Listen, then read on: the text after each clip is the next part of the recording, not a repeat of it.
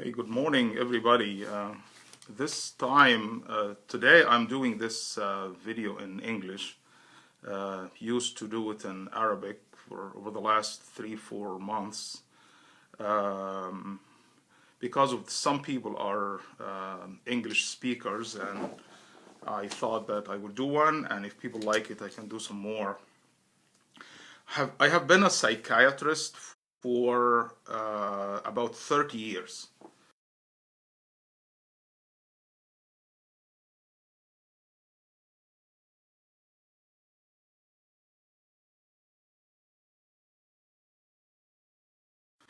I practiced psychiatry in Egypt. I practiced psychiatry in Saudi Arabia and then came to the United States. Half of my life in the US, practiced psychiatry in Virginia and then moved to Ohio. Worked in inpatient settings, outpatient settings, clinics, community mental health. And my best time of practice is when I worked in medium security prisons in the United States, where I worked with inmates and criminals. What did I learn from 30 years of experience with the human mind? That we are all victims of three factors in our life, that we have no control over it. We did not choose our genes, our genetic makeup. We did not choose our brain biology, and we did not choose our early childhood experiences. And these are the three things that shape our world. And I always tell my students, medical students and pharmacy students and PA students, that if you feel that you're better than the patients you treat, you have to reassess that, and you have to realize that you're just luckier than them. I treated very rich people. I treated depressed millionaires. I treated homeless people. I treated veterans who came from brutal wars and had amputated legs, and they killed people and they were exposed to death. I have seen people from all walks of life, and I realized at the end that we are all broken structures. I showed you in the beginning of the videos something called the Kintsugi or Kintsukuroi, which is the Japanese art of repairing broken pottery with gold. The Japanese people, when they have a broken pottery, a broken pot or a broken cup, they actually fix it with gold.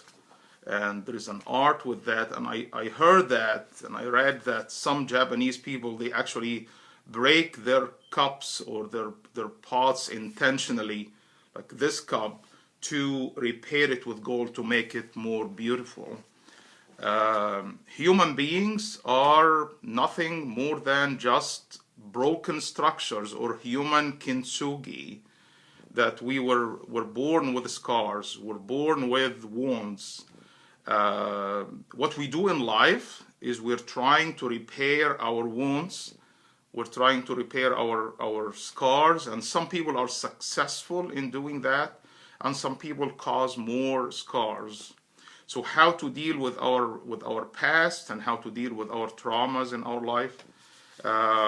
We all have inside us a true, authentic self inside us that in many occasions we don't like to see it, because that's the crying child inside us. That crying child inside us that have been exposed to a lot of disappointments and frustrations in life, to varying degrees.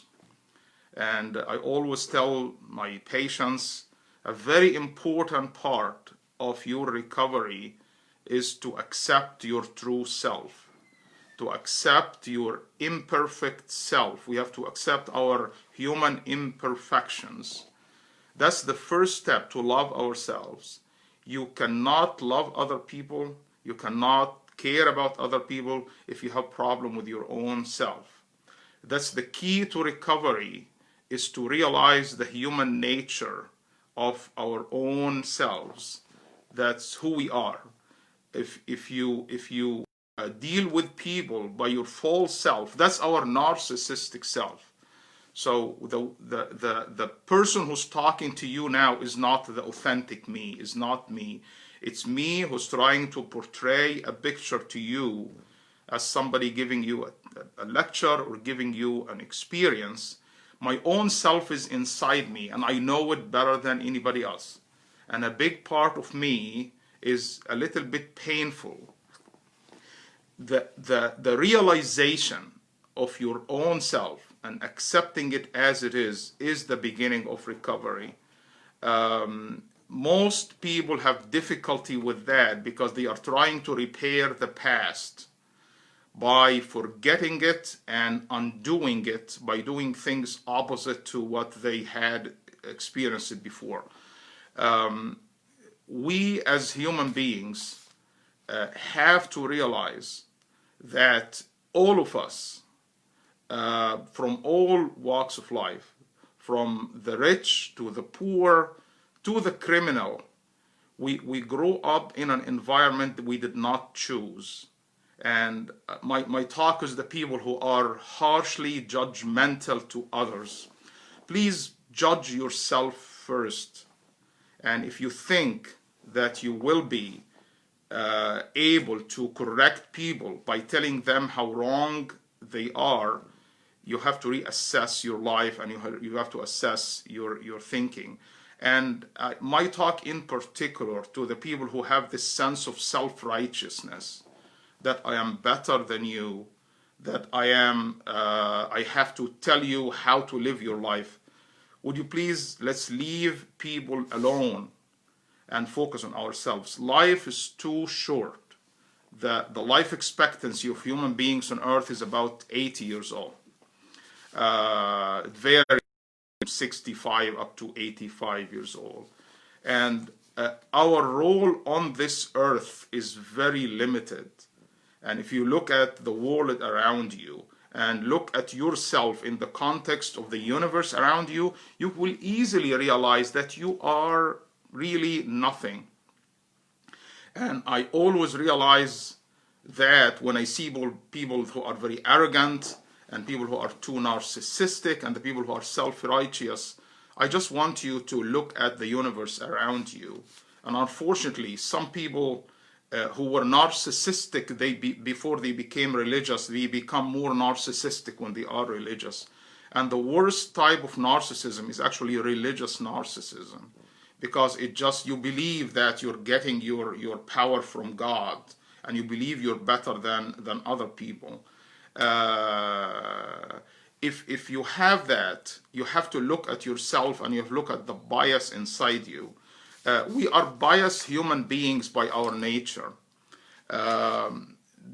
What's instilled in our childhood remains with us for a long time and stays with us. And we have to realize that a lot of our belief system about ourselves and the world was to a great extent installed in us as children. And if you grow up in different cultures, you will have different belief system, and you believe you're right. So people who live in India, they believe they are right. The people who live in the United States, they believe they are right, because that's what they call it cultural determinism. And cultural determinism is just gives us the structure and the frame where we can think and feel emotions and deal with each other's based on what was installed in our brains. And I always say that the center of memory in our brain, the hippocampus, is attached closely to another center, the amygdala, which is the center of emotions. That's why the data in our head, the information in our head that gets stuck for a long time are the ones that has high emotional tone attached to it. So where does that happen the most? That happened the most in our childhood. That's why the experience in childhood can be one experience in childhood and my talk is specifically for people who have children, and I have seen people who suffered from something that was told them, and it was deeply ingrained in their heads that they are failures. When the father or the mother tell the child that you will never succeed in your life, or you're always a failure, or you're less than your brothers and sisters, or look at what people are doing and look what you're doing, these things become deeply ingrained, and people grow up believing that they are failures. And I have seen people who struggled in their lives, all their lives, because of one word that was said to them as children. And there is critical periods of life that when a trauma happened during that critical period, if you tell a 30-year-old person you're a failure, is totally different than when you tell a 6-year-old child you're a failure. A 30-year-old or a 40-year-old can tolerate that and maybe laugh and move on.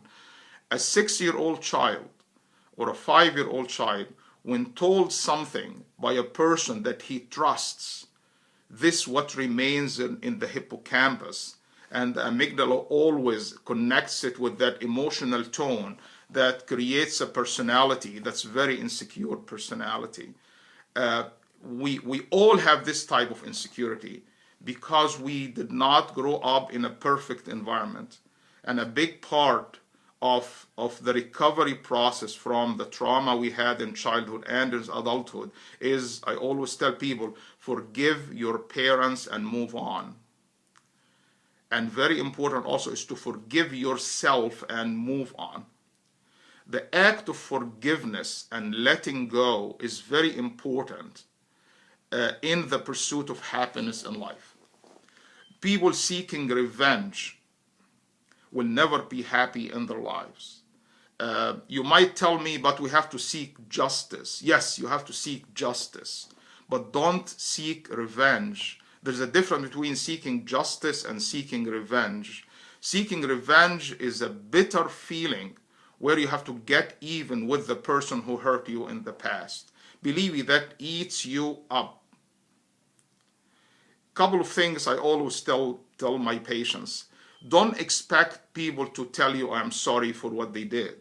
Forget about that. Don't expect people to tell you thank you for what you did for them. Mature people don't expect thank you and don't expect I am sorry. These two things you have to give up. People think I want to seek closure. The closure comes from inside you. Don't go there and ask people to tell you I'm sorry for what we did to you. Don't do that. The closure is inside. The internal world inside us is what determines how we deal with the external world around us. The act of letting go and forgiveness is how we become happy and satisfied in our lives. Without that, if you still have this kind of sense of resentment in your head, that will never make you happy, it will continue to eat you up till you die. The sense of resentment, the sense of anger, the seeking revenge, you're seeking something bad to happen to the people, you're looking for something bad to happen to the people who harmed you. Don't do that. It's not gonna satisfy you. And by the way, believe me, and I have seen people who are harmed, even when the person who harmed them died, disappeared from the face of earth, do you think they will be happy with that? No, they will not. Because they're still looking for that revenge inside them. And that sense of resentment is something within yourself you have to get rid of. And I have seen enough trauma in people's lives and things. I can tell you stories that's really, really frightening to human beings. And these people, I don't blame them for how their life went and how their experiences of life, how negative it was, because they are not able to let go. So how are we able to have this capacity to let go and forgive, not to forget? You're not going to forget it. It's just gonna, instead of becoming here in the forefront of you, in the frontal lobe in front of you, you put it back. And it may come back, but every time it comes to the front of the desire to revenge, the desire to be angry, the desire to get even with somebody. Just push it back. How do you do that? It's going to be easier to do that if you convince yourself that you're capable of success. And it's very important to realize that small steps of success will help you overcome your past without proving to yourself that today, in a very small aspect of your life, you're going to be better than yesterday, and tomorrow you're capable of being better than today. You will be still stuck in the past. The only way you can do that is to live the moment you're living in at this point. Most people struggle and alternate between their past and between being stuck with the past and being worried about the future. That's pendulum. Yesterday was bad, and tomorrow will be exactly like yesterday. It's going to be worse than yesterday. And it becomes a self-fulfilling prophecy. That self-fulfilling prophecy and that emotional reasoning that taints your life with multiple faulty assumptions about yourself and the world around you. You have to be convinced that a lot of the things that was put in your head as a child might be wrong. You have to be skeptical. When I teach the students, I always tell the student that skepticism is healthy. If you're 100% sure of your diagnosis, you can kill your patient. Always think about differential diagnosis. Always think about, could it be something else? Skepticism is a healthy human experience.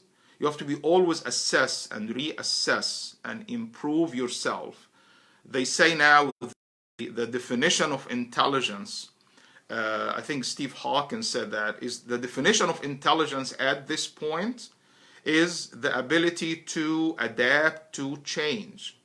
Or sometimes they say it's the ability to learn, de-learn, and relearn.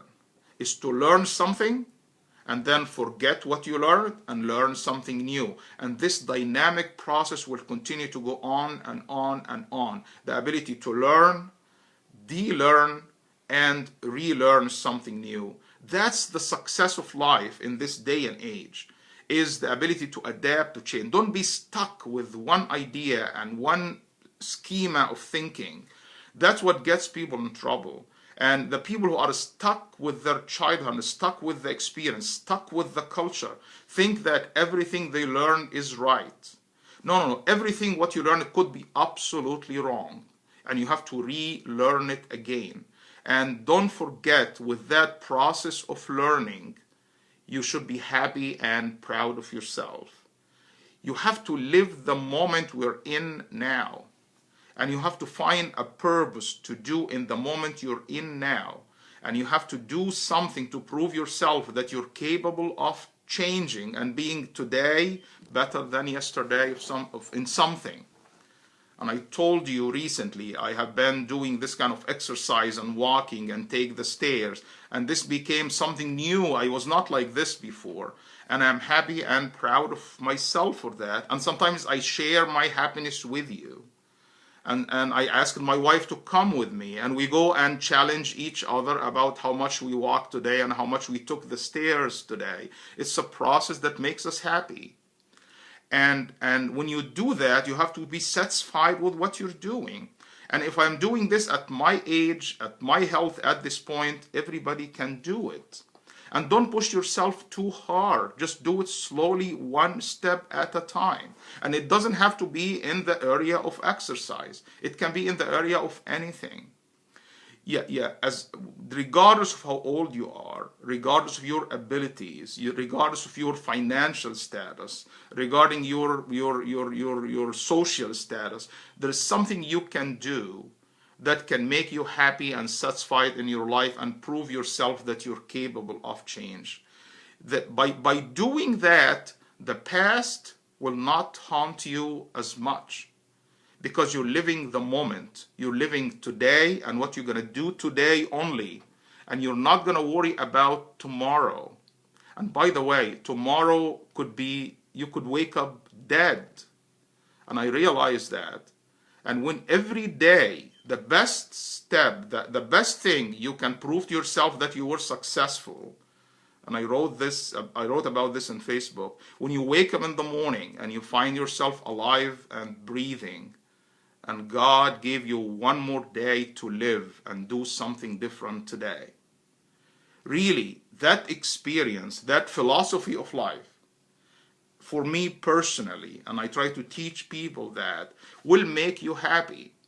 And if you get another day tomorrow, I will be happier than today, that God gave me another day to be able to do something. And you have to live your life one day at a time. One day at a time. And you hope when you die, you will leave some legacy on this earth that people can remember you. And you left a small impact on few number of people on this earth, and you can do that. You can do that with the small world around you. We always worry about the problems in the big world, and we will never fix it. The injustice in the whole world, the problem, the political problems, the economic problems, and all of that.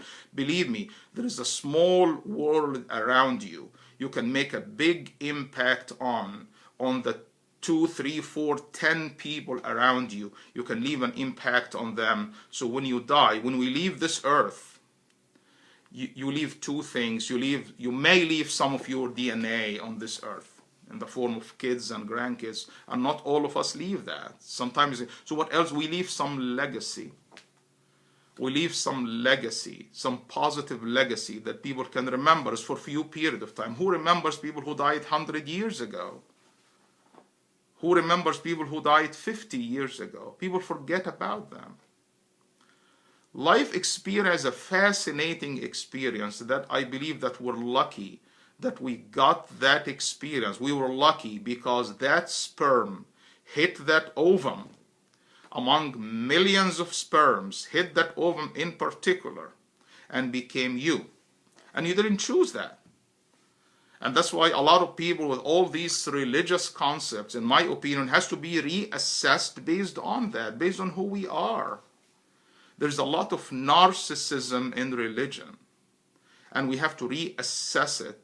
And we need to be human, spiritual human beings who live on this earth that has billions of galaxies. Do you know what galaxy means? So the galaxy of this earth where we are in is huge. It have billions of stars. Now there are billions of galaxies like our galaxy. If you do the math, you realize who you are on this earth. And if you're arrogant, right, that just tells me, and I always tell people who are too arrogant in life, they are arrogant because they are too ignorant. If you're not ignorant, if you know what's your reality, if you know the reality of this universe we're in, you cannot be arrogant. You cannot be arrogant. Arrogant narcissism is just because we're human. We try to survive. There's a book I encourage every people to read. It's called Selfish, Scared, and Stupid. Selfish, that's the title of the book. You can order it if you want to and read it. Selfish, Scared, and Human. That's the human nature. Because of our genes and what we inherited from our ancestors, the genetic makeup of the human being who survived to this day on earth, by its nature, it's selfish, scared, and stupid. Because our ancestors who were selfless, okay, who were brave, and who were risk takers, were eaten by lions and snakes and animals. So they did not survive. So those genes disappear. And who survived? We'll talk about hundreds of thousands, maybe millions of years ago. The people who survived, that we got the genes from, are the people who are stupid, scared, and selfish, who stood there, who hid behind the trees so the lions don't eat them. These are the people who survived. And the human nature is selfish by its genetic makeup. So don't ask me why people are bad When people ask me, why people are bad, why people wronged me, believe me, people are looking for their own self-interest. And you're also looking for own self-interest. And don't portray yourself out as the angel who's the victim of that universe. No, you're not the angel. You're also looking for your interests. So we're all selfish by our nature.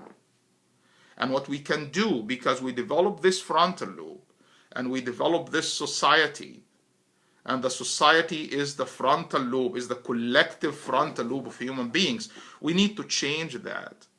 Yeah, when we were living alone, the early human that was hunter-gatherer was extremely selfish. You only cared about your food. You run and you get the food because you want to survive, not to die. And animals before that were eating each other. Guess what? Human beings still eat each other, but we eat each other psychologically and morally. We don't eat the flesh of each other. Still, by the way, cannibalism exists till this day and age. Some people actually eat each other, physically eat each other. But because we developed, we eat each other morally. We eat each other psychologically. We control each other. We fight with each other. We fight on resources. That's what you see the problem in the world. There are wars over resources.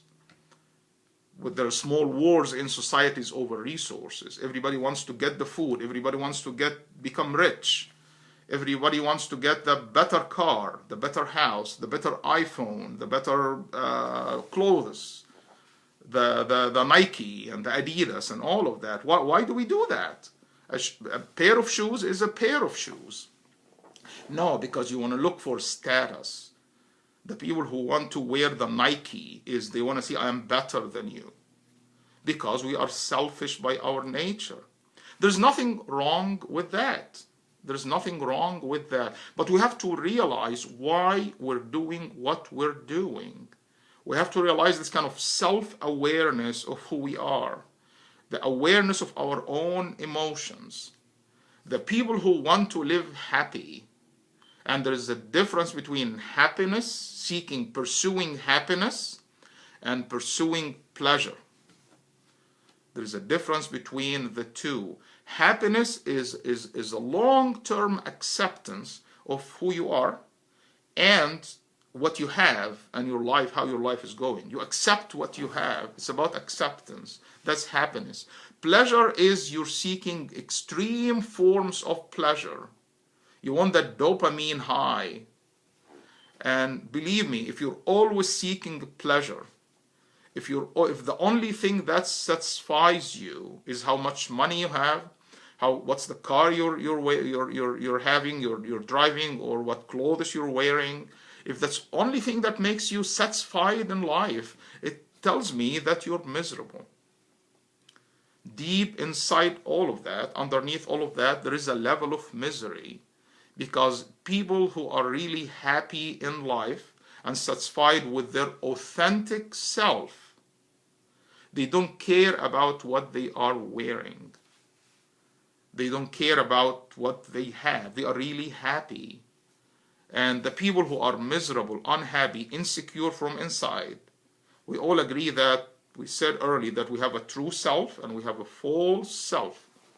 We like to deal with each other based on our false self. So the human beings, when you go to the mall or you go on the street and you see human beings talking to each other, this is not the real selves.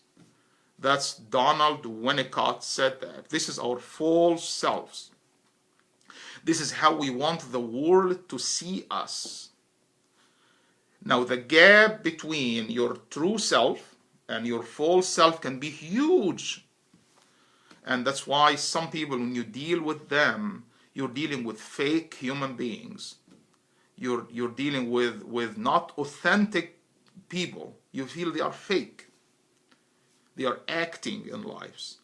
When you see people who are fake all the time, acting all the time, seeking pleasure all the time, these are the people who are miserable and unhappy in their lives. And it has nothing to do what you have. It has nothing to do who you are, your status in society. You can be anywhere on the ladder.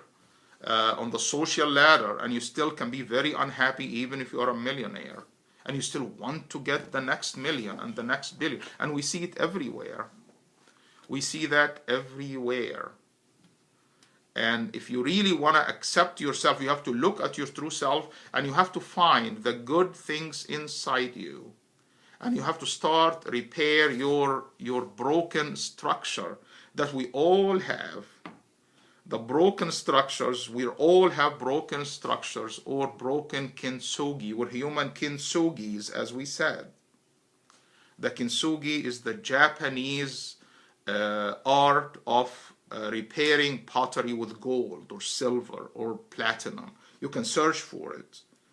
And the broken structures that make it more beautiful. Yeah, that's the Japanese kintsugi. You see, I heard that some people will actually, look at this. That's a broken structure. Inside all of us, there is a structure like this that we can break it and throw it apart, throw it away, or we can just repair it and make it more beautiful.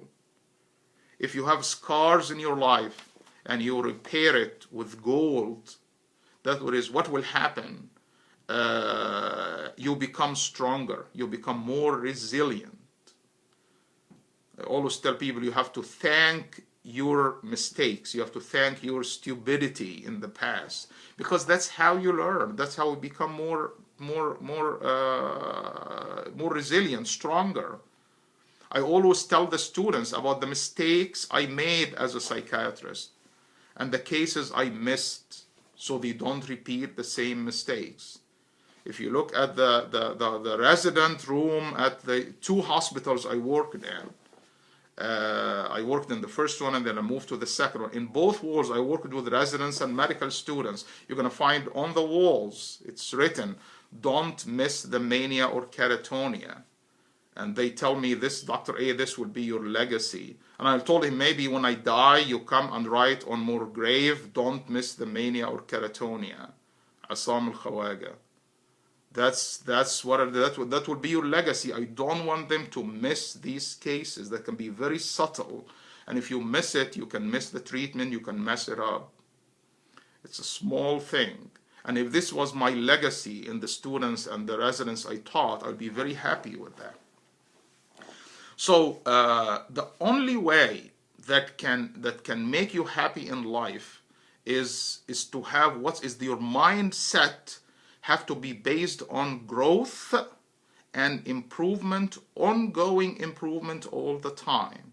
The people who have fixed mindset are miserable in life. Don't teach your kids. Don't tell your kids you're smart and intelligent. Tell your kid that you're a hard worker and you're problem solver. Tell your kids you're capable of changing. Tell your kids when you break something, you repair it.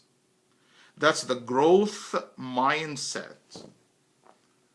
That's how people continue to grow, continue to improve, continue to have hope in the future. Also, teach your kids and teach yourself to appreciate the gray areas in life. The people who look at life as black and white, and they have a sharp dichotomy, sharp distinction. This time will be right and this will be wrong. Yeah, this is very immature way of thinking, the dichotomous thinking.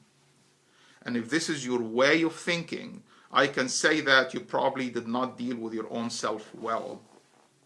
There are gray areas in life that you have to accept and appreciate and teach yourself that human beings are human beings.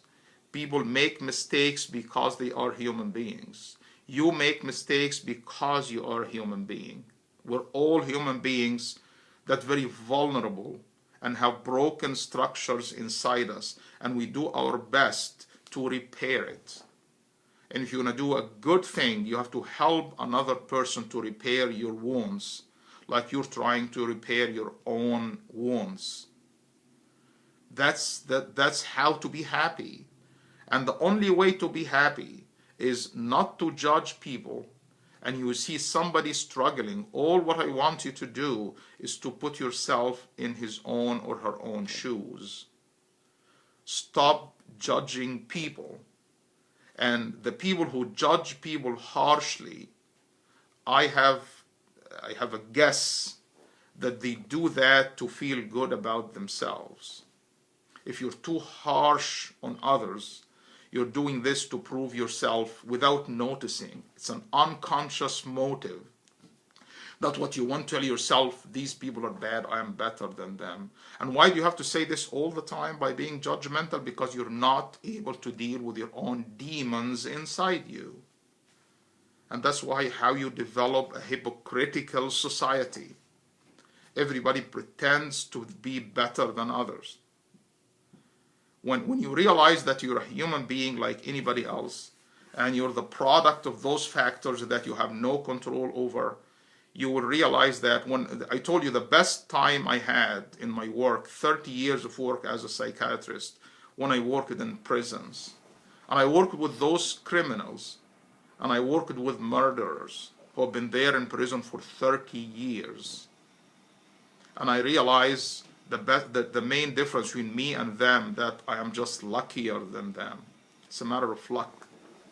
I didn't do anything big in my life to be a psychiatrist treating a murderer who's going to spend life in prison. I'm just luckier than them. Really.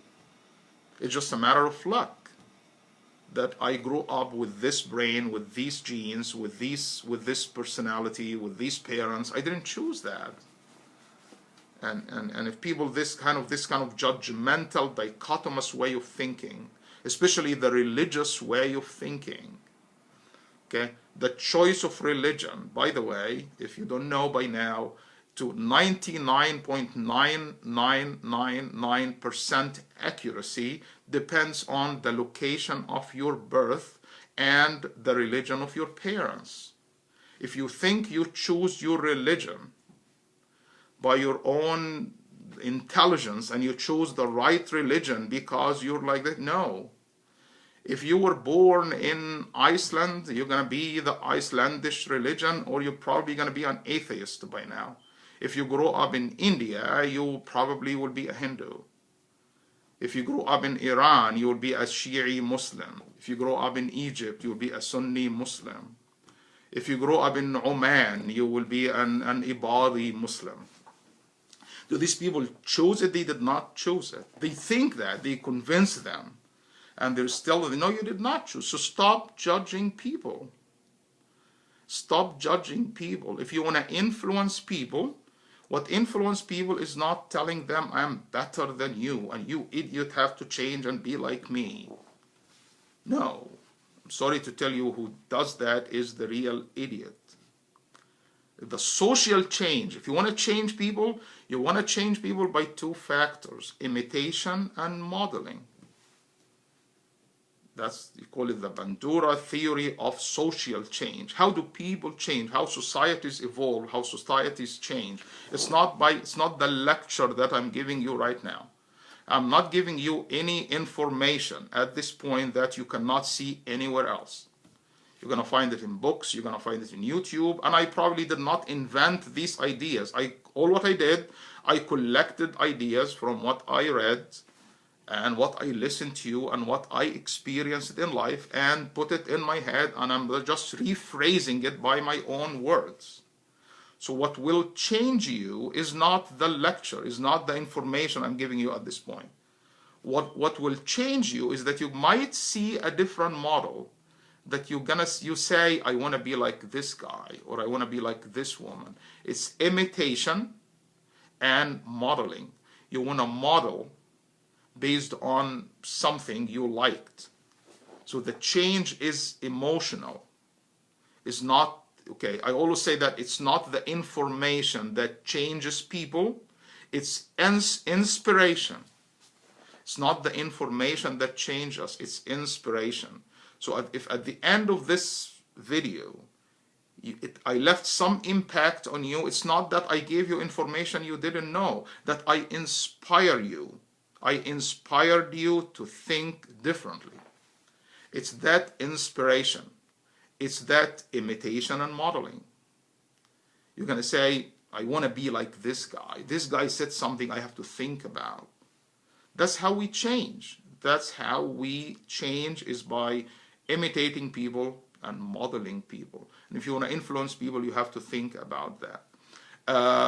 Because what makes people successful is to be flexible and self-awareness. These two things. The people who are rigid and they are not aware of themselves, they are using denial, they are using rationalizations. We all use these things, by the way. It's depending on how much you use, how much denial do you use. We have to get some denial. We have to adopt some denial to survive on earth and not to get depressed.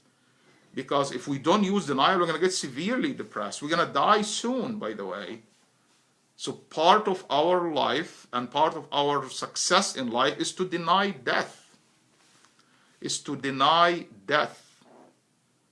Right? If I know that I'm going to die tomorrow and I got that day, my life will be totally different. It's very depressing. People die in their 20s and 30s and teens and 60s and 80s.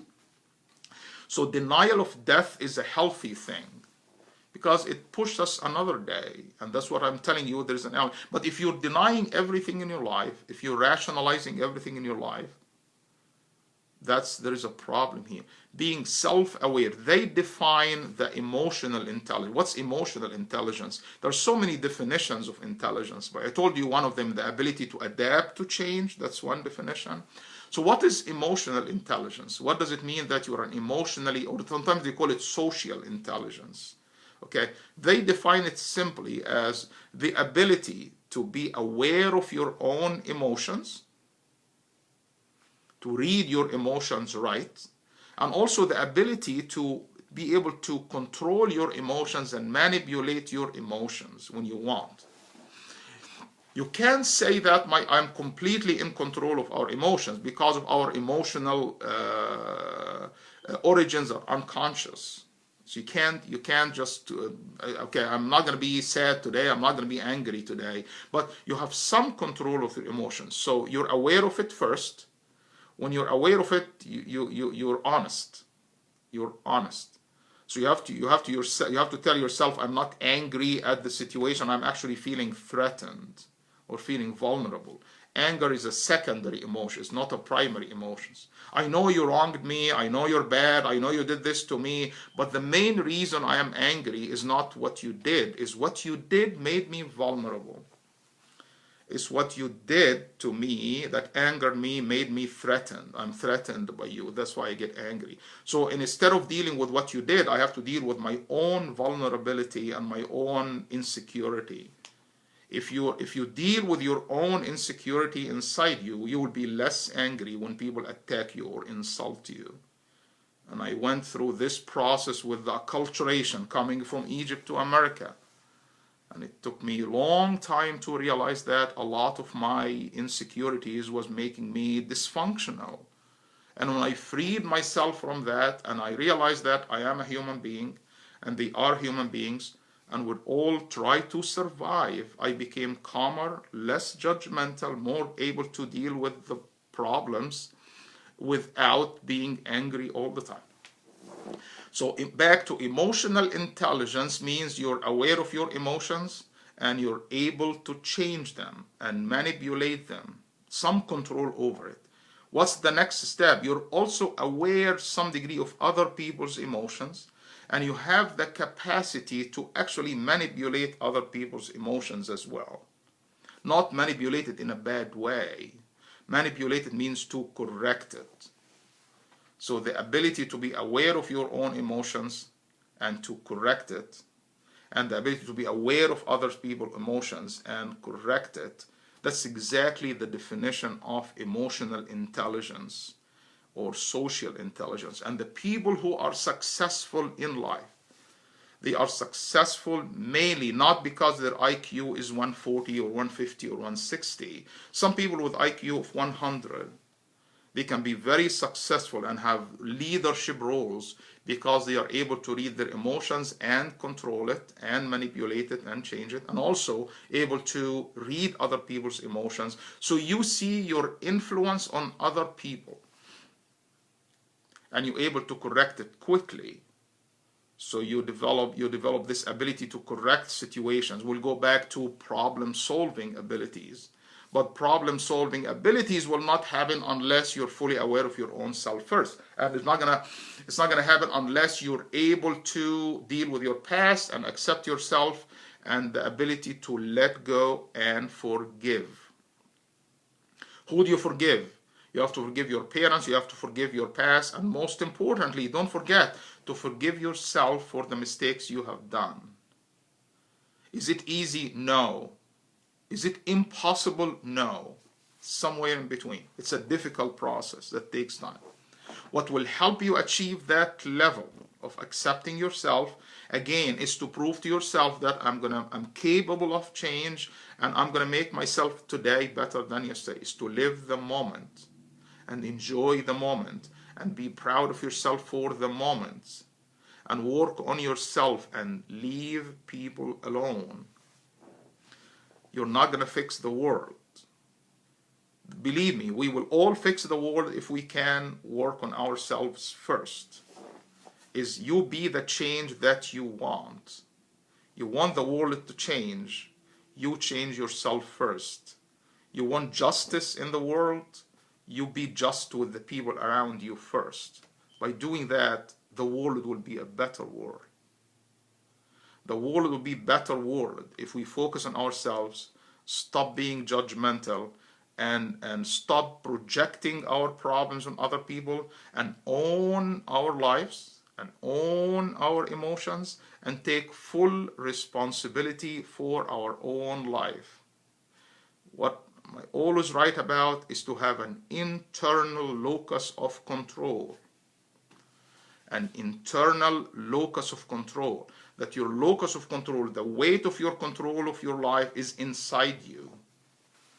Okay, you're going to tell me about the people have an effect on us. I know. Just try to be deeper than that. I don't want people to be deeper in their understanding of the world. Yes, the people will influence us, but still the full responsibility for change lies on you. It's inside you. Internal locus of control. The weight of your life is inside you. And if you have that, you're not going to care too much about people around you. And I always tell people there are two types of I don't care. Sometimes I tell my patient, I don't care. There is a good I don't care. There is a bad I don't care. Let me tell you the bad I don't care. The bad I don't care about you. These are the people who are hurt from inside. The people who are hurt from inside, and they were hurt deeply and repeatedly. They develop this barrier. They don't want to care about the world because the world is unsafe for them. They are still seeking revenge. They still have a lot of resentment to the world because they did not deal with their own past. They did not deal with their own scars. They could not repair it. The good I don't care is the healthy I don't care. Really, I'm so satisfied with myself and I don't care about what you do in your life. And I don't care, I don't pay too much about whatever you want to trying to insult me or you try to hurt me or all of that. I know how to protect myself and I don't care about you. And God bless you. Move on away from me. And it's not a word. You don't say that to people. It's a philosophy of life. So the philosophy of life of I don't care about you because I'm satisfied with my own self and I'm so busy with my own self. I'm so busy with my own repairs and I'm so busy with my broken structure that I am fixing with gold. And I know that I want to do what the Japanese do, the Kintsugi, and I want to repair the pottery. Don't forget that the Japanese, that's a beautiful pot, a beautiful plate, a beautiful bowl there you see with gold. It became more beautiful. And sometimes the Japanese actually break their pottery intentionally to make that. It's very expensive there. And that's a philosophy of life. This is a philosophy of life. So when you know you have scars, these scars will make you stronger and it can make you more beautiful.